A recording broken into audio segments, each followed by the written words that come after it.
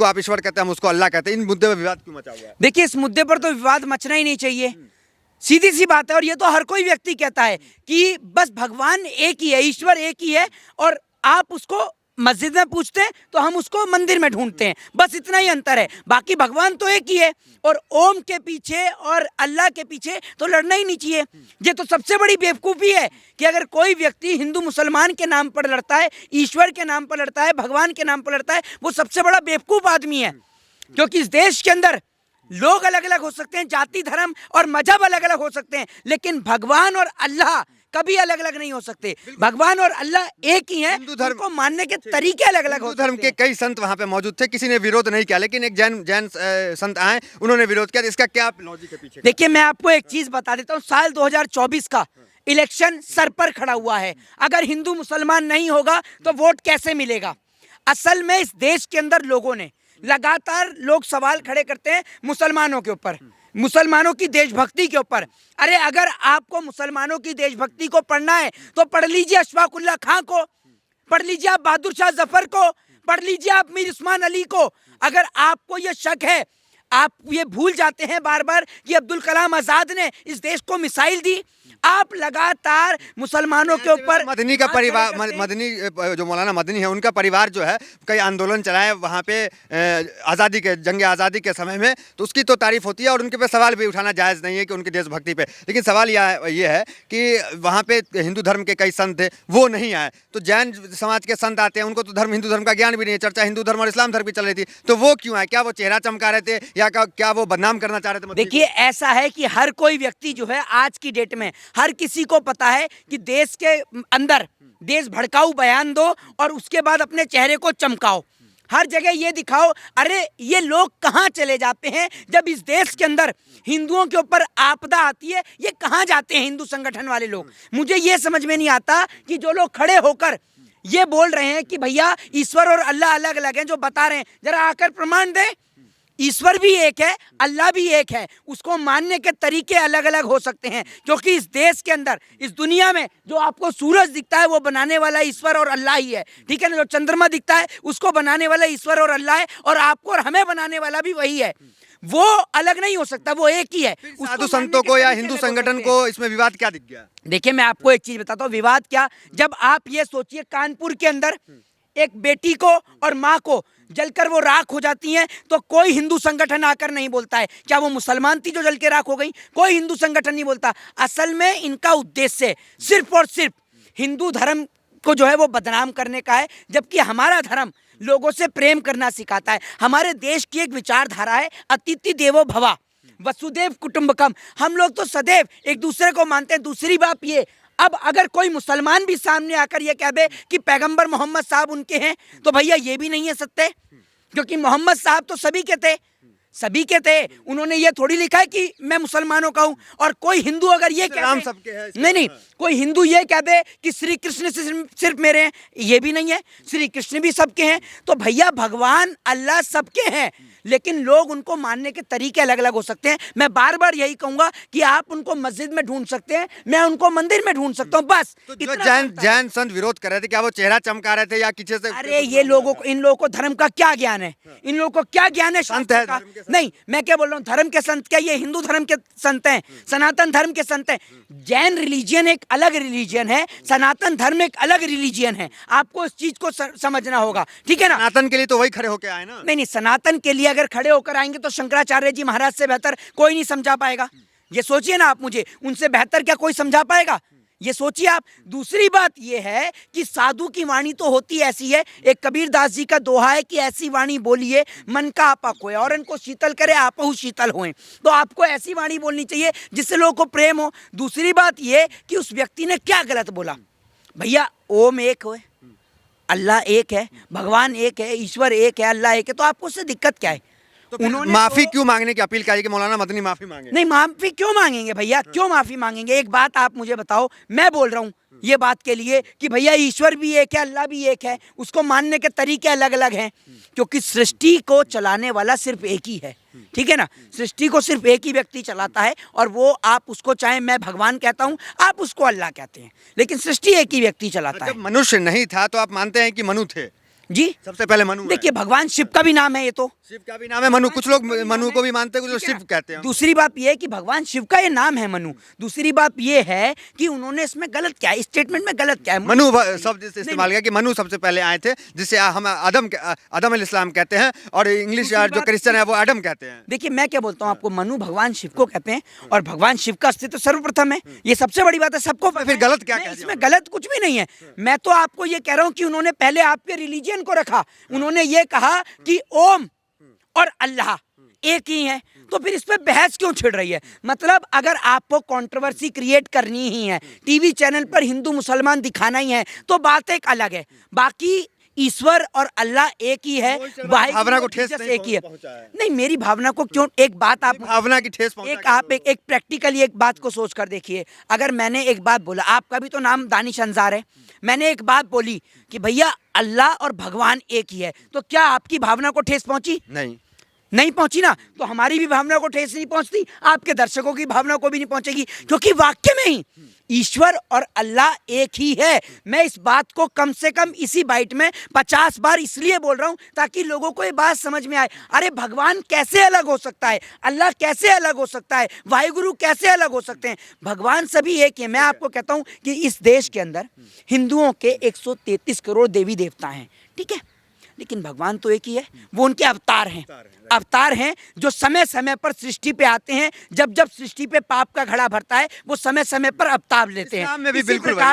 इसी प्रकार से जब मुसलमानों में जो पैगंबर हैं, अल्लाह तो एक ही है, लेकिन समय समय पर वो अपने पैगंबरों को भेजते रहते हैं, जिनको वो भेजते हैं सृष्टि पे। जब पाप का घड़ा भर जाता है, तो वो पाप को मिटाने के लिए, सच्चाई के और अच्छाई के मार्ग को दिखाने के लिए, जैसे हिंदू धर्म में भगवानों के अवतार लिए जाते थे, उसी प्रकार से मुसलमान धर्म में जो पैगंबर साहब हैं वो धरती पर आया करते थे, लोगों को सच्चाई और अच्छाई का मार्ग। 1,25,000 या कमोबेश जो भी हो, उतने पैगंबर यहाँ पे आए, अलग अलग वक्त में आए। आखिरी पैगंबर 1400 साल के करीब कहा जाता है कि पहले आए, जिसे मोहम्मद साहब कहा जाता है। तो उनका कहना है कि ये जो लोग ये कहते हैं कि इस्लाम जो है 1400 साल पुराना है, तो ये गलत तथ्य है। इस्लाम तो पैगंबर कब से आए? अब आप ये देखिए, इस बात को देखिए, हमारे हिंदू धर्म में इस बात को ये लिख रखा है कि त्रेता युग में भी तुम आए, द्वापर में भी, और तुम्हारा कलयुग में आना गजब हो गया। मतलब कहने का अर्थ ये है कि त्रेता युग में भी भगवान ने अवतार लिया था, फिर द्वापर में भी लिया था, और अब जब सृष्टि पे पाप बढ़ जाएगा तो भगवान कलयुग में भी अवतार लेंगे। ये हमारे हिंदू धर्म की पुस्तक में लिखा हुआ है, और मुस्लिम धर्म में भी ये लिखा हुआ है कि सृष्टि पे जो पैगंबर हैं वो दोबारा से अवतार लेंगे। जब इस सृष्टि पर अंधकार भर जाएगा, पाप बहुत ज़्यादा बढ़ जाएगा, तो उस पाप को मिटाने के लिए सिर्फ इस दुनिया में वही रहेगा जो सच्चाई और अच्छाई के मार्ग पर चलेगा। कहने का मतलब ये कि हमारे हिंदू धर्म के रिलीजन को आप पढ़ें तो हिंदू धर्म के रिलीजन में यही लिखा है कि उस वक्त सृष्टि पर सिर्फ वही रहेगा जो राम के रास्ते पर चलेगा। राम के रास्ते से मतलब ये है कि जो राम के मार्ग, मतलब सच्चाई और अच्छाई के मार्ग पे चलेगा, चाहे वो हिंदू हो चाहे मुसलमान हो, वो इस दुनिया में रहेगा। ऐसी मुसलमानों में लिखा हुआ है कि सिर्फ पूरे देश पे जो वो इस्लाम रहेगा। इस्लाम से तात्पर्य ये है कि जो सच्चाई और अच्छाई के मार्ग पे चलेगा, जो सत्य के मार्ग पे चलेगा, जो आपके धर्म के अल्लाह के मार्ग पे चलेगा, सिर्फ वही दुनिया में रहेगा, चाहे वो हिंदू हो चाहे मुसलमान हो। उसमें हिंदू या मुसलमान का जिक्र नहीं किया गया है, उसमें यह कहा गया है जो सच्चाई और अच्छाई के मार्ग पे चलेगा, सिर्फ वही रहेगा। तो विवाद जो है ये फिजूल है, लोग चेहरा चमका रहे हैं। देखिए सर, मैं आपको एक चीज कहता हूं, मैं एक छात्र हूं, मैं इस देश का नौजवान हूं। आप तो पढ़े भी होंगे।